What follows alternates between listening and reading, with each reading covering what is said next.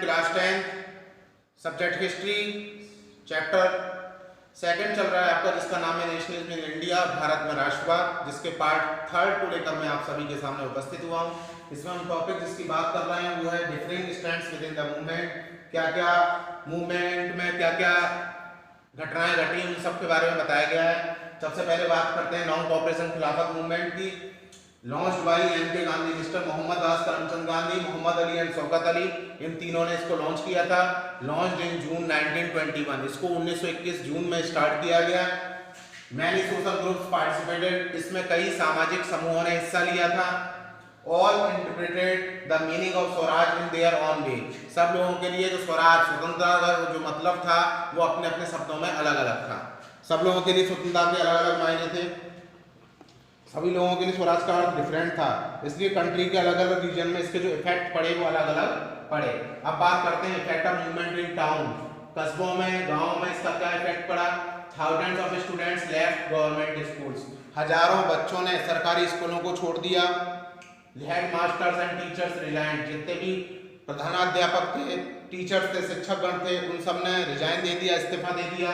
Lawyers gave up their legal practice, जो जितने भी वकील थे उनने जो अपनी कानूनी प्रैक्टिस करते थे वो छोड़ दी। फॉरेन गुड्स वर बॉयकॉटेड, विदेशी सामानों का बहिष्कार किए जाने लगा, विदेशी कपड़ों का बहिष्कार होने लगा।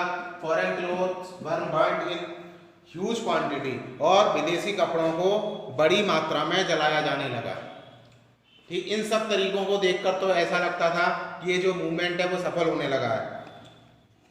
कुछ समय बाद सक्सेस रेट इसकी ऊपर जा रही थी, लेकिन हुआ क्या कि अब फॉरेन गुड्स को बंद कर दिया गया तो व्यक्तियों को पहनने के लिए कुछ ना कुछ चाहिए था। तो उसके बाद खादी को लॉन्च किया गया, खादी जो कपड़ा होता है उसको लॉन्च किया गया, क्योंकि ये इंडियन वुमन क्लॉथ्स था, भारत के द्वारा, भारत के लोगों के द्वारा हाथ से बुना गया कपड़ा था, लेकिन ये बहुत कॉस्टली था। हर गरीब वर्ग, हर गरीब तबके का व्यक्ति इसको नहीं खरीद सकता था, सफर नहीं कर सकता था खरीदने के लिए,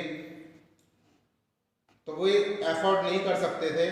तो उन्होंने दोबारा फॉरेन क्लॉथ को यूज करना स्टार्ट कर दिया। हार के लोगों ने क्या किया, दोबारा फॉरेन क्लॉथ को यूज करना स्टार्ट कर दिया। जो टीचर स्टूडेंट थे जिनने अपने गवर्नमेंट इंस्टीट्यूशन को छोड़ दिया था, उस समय तक कोई भी इंडियन इंस्टीट्यूशन स्टेब्लिश नहीं हुआ था, स्थापना नहीं हुई थी उसकी, इसलिए उन्होंने वापस क्या किया, ब्रिटिश इंस्टीट्यूशन में को ज्वाइन कर लिया, नौकरी में वापस आ गए। जिन लोगों ने अपने कॉलेज छोड़े थे स्टूडेंट्स, उनने कॉलेज दोबारा ज्वाइन कर लिए। इन दोनों रीजन की वजह से ये मूवमेंट डाउन हो गया, ये मूवमेंट धीमा पड़ गया। समझ में आ गया होगा आपकी में इतना। अब हम बात करते हैं rebellion in the country side. Country side का मतलब ये तो टाउन की बात हुई, अब देश में क्या हुआ अंदर शहर में, इसको स्क्रीनशॉट लेना चाहते तो स्क्रीनशॉट ले सकते हैं।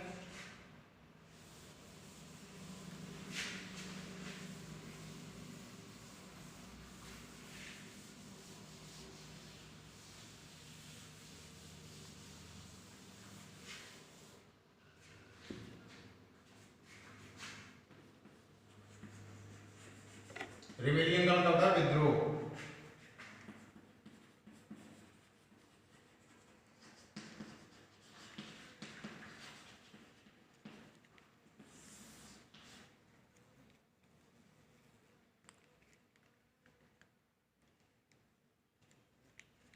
थोड़ा मैं इसको हिंदी में समझा दूं। इंडिया में रूरल एरियाज में क्या होता था, ज्यादातर लोग एग्रीकल्चर में ही इंगेज रहते थे, मतलब वो लोग खेती ज्यादा करते थे।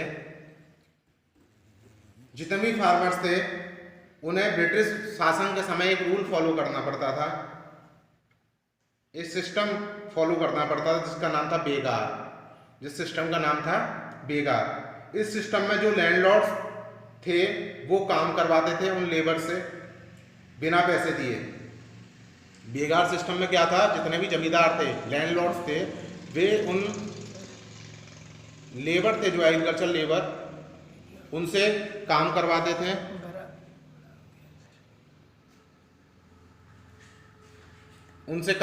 थे। Baba Ramchandran and Pandit Jawaharlal Nehru set up Oudh Kisan Sabha. इसी के मद्देनजर इस बात से परेशान होकर बाबा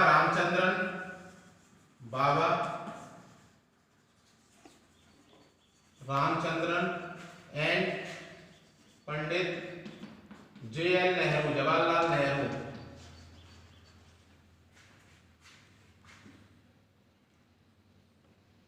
सेट अप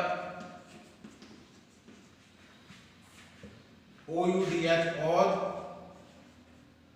किसान सभा, इसकी स्थापना की स्थापित की किसने? बाबा रामचंद्रन एंड जवाहरलाल नेहरू ने। दे डिमांडेड, इस सभा के द्वारा भी क्या करते थे? दे डिमांडेड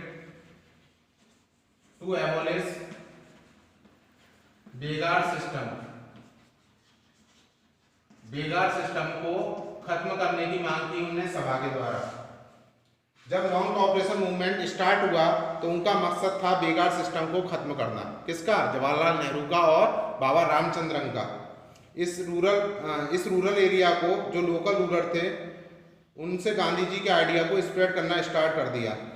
रूरल एरियाज में जो लोकल रूलर थे, मतलब शासक थे वहाँ के, उन्होंने गांधी जी के आइडिया को स्प्रेड करना स्टार्ट कर दिया। किसका? जो सत्याग्रह का जो आंदोलन था, उनके आइडिया थे, उसको फैलाना स्टार्ट कर दिया। उन्होंने फार्मर्स को कहा कि गांधी जी ने कहा है कि अब हमें कोई भी टैक्स पे नहीं करना है, लेकिन गांधी जी ने वास्तव में ऐसा कुछ नहीं कहा था। तो गांधी जी के आइडिया किसानों तक नहीं पहुंच पाए थे। यहाँ नॉन कोऑपरेशन मूवमेंट का एक अलग ही फेस बन चुका था। लोग अपने हिसाब से बात बनाने लगे थे, जबकि गांधी जी ने इस बारे में कुछ कहा ही नहीं था।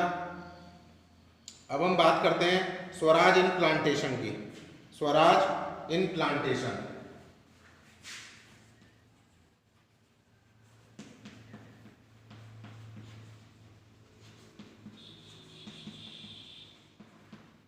प्लांटेशन का मतलब जानते हो आप? बागवानी होता है, बागवानी, खेती करना।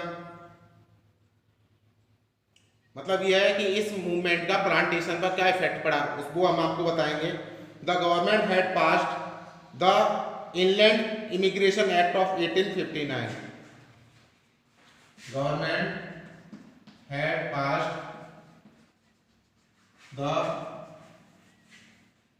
इनलैंड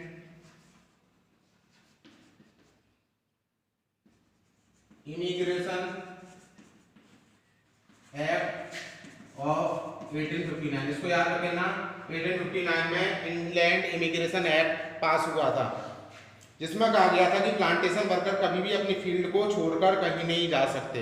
गवर्नमेंट ने एक एक्ट पास किया जिसका नाम था इनलैंड इमिग्रेशन एक्ट, जिसमें कहा गया था कि प्लांटेशन वर्कर्स जो हैं वो अपने फील्ड को छोड़कर कहीं नहीं जा सकते। जब नॉन कोऑपरेशन मूवमेंट स्टार्ट हुआ तो प्लांटेशन वर्कर ने अपने आप सोच लिया कि स्वराज का मतलब है इस मूवमेंट को खत्म कर दिया गया। अपने आप से ये भी सोच लिया कि गांधी राज इस्टेब्लिश हो गया है, लेकिन ऐसा कुछ नहीं था। वर्कर्स ने अपने फील्ड छोड़कर घर जाना स्टार्ट कर दिया। जब पुलिस ने उनको देखा तो उन्होंने उन्हें बहुत मारा। ये सब चीज़ें आप अलग अलग क्षेत्रों में देख सकते हो।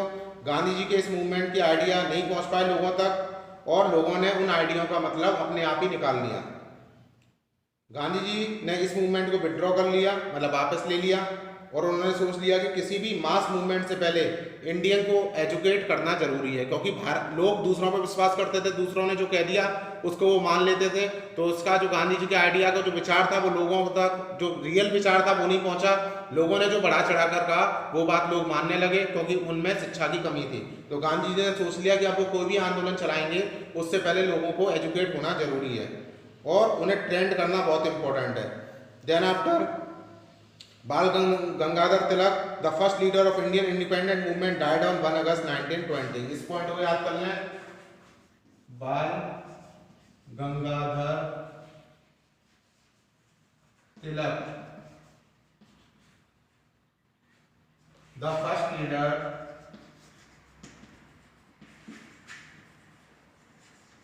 Of Indian independent movement, Indian independence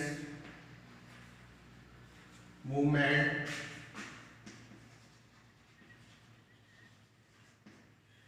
died on 1 August 1920। On the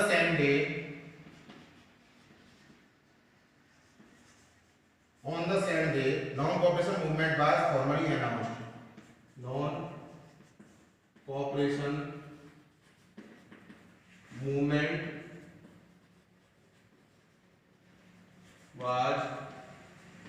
formally